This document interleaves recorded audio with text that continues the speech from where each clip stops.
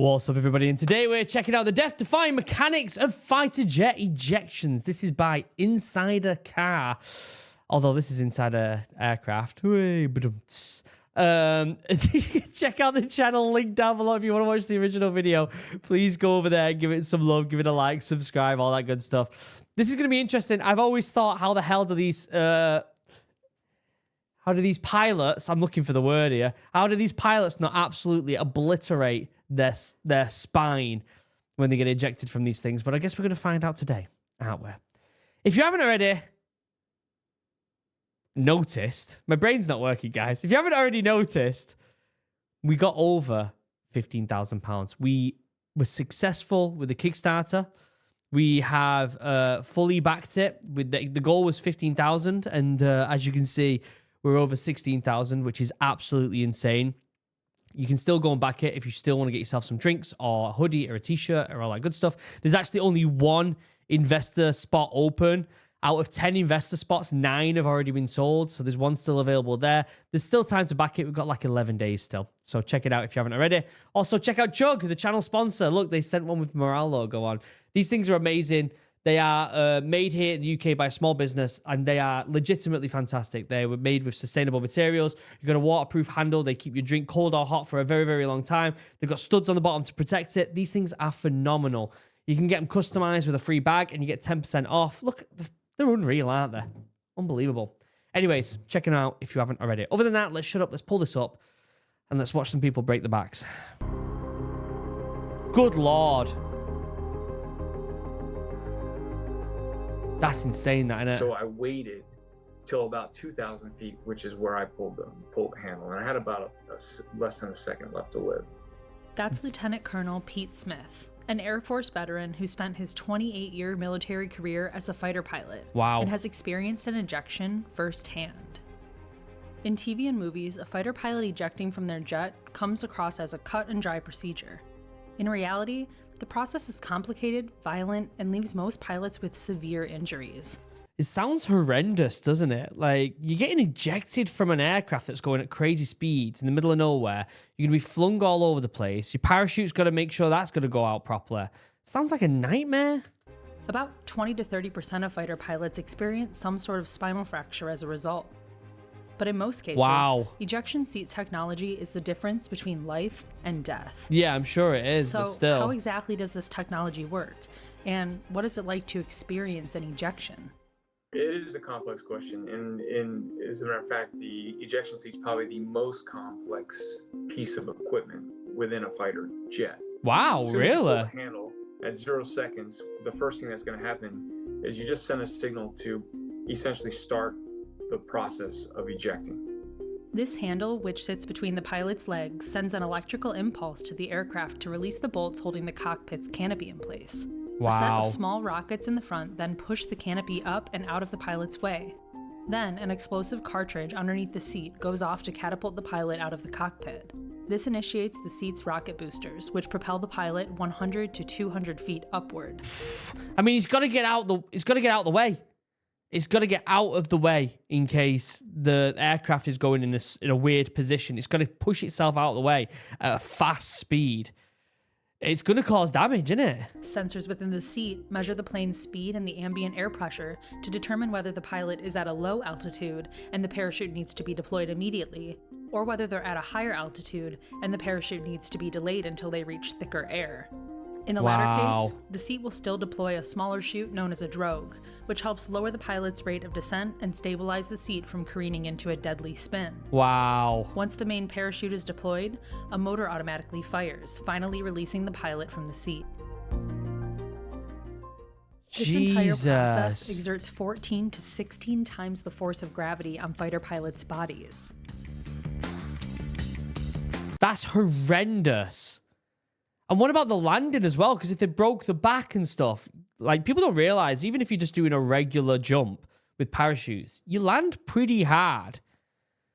And if you've already broke your back from the seat taken out, getting taken out of the aircraft, then all of a sudden, like, you landed again doing more damage.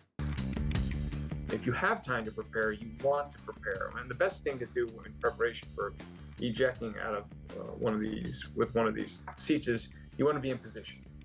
And getting in position is to try and make yourself skinny and stiff and straight. Because you got to remember, this thing's going to go up the rails. It's a catapult, and it's going to fire you up about 50 feet per second. Jesus. And then the rocket's going to go off. And depending on where you are and what seat you're in, it's 5 to 20 Gs going up those rails. 5 to 20. 5 to 20 G. Good God. Depending on what mode of flight you're in, you're gonna have a full parachute. Once you're in a full chute, the game's not over yet. No. Those are things that come into the survival piece once you're in a chute. Am I in training? Am I in combat? And also in that is kind of an awareness of what you can expect. Am I in the Himalayas? Yeah. Mountains at 20,000 feet? I might have to do that man-seat separation on my own.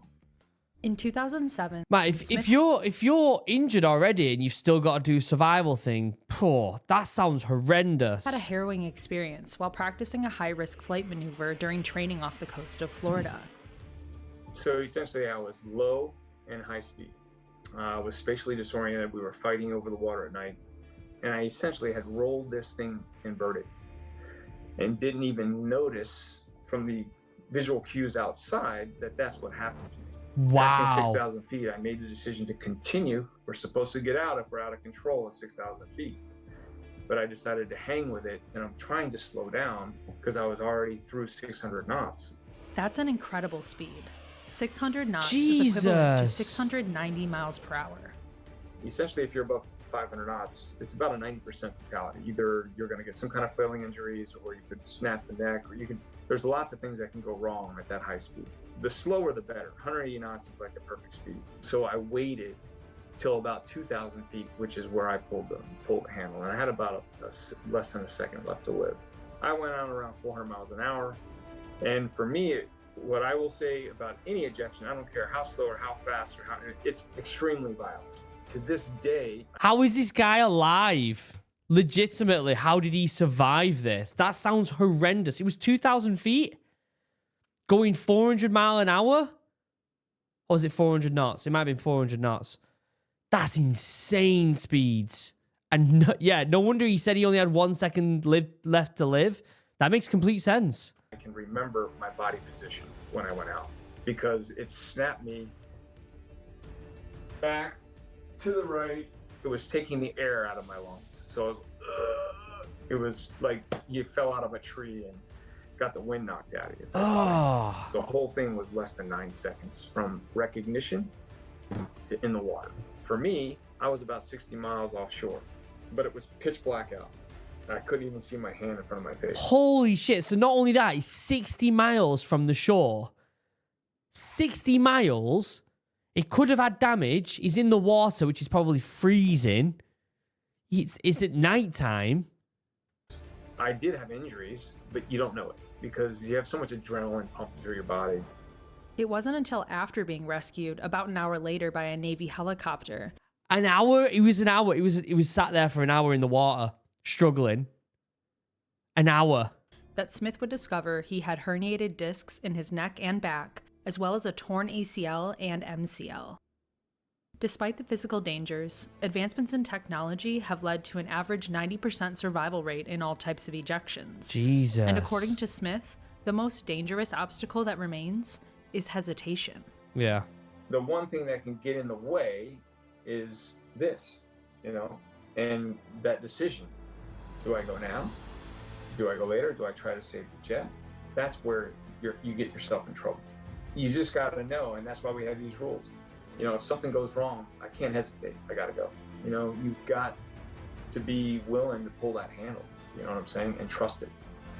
Wow.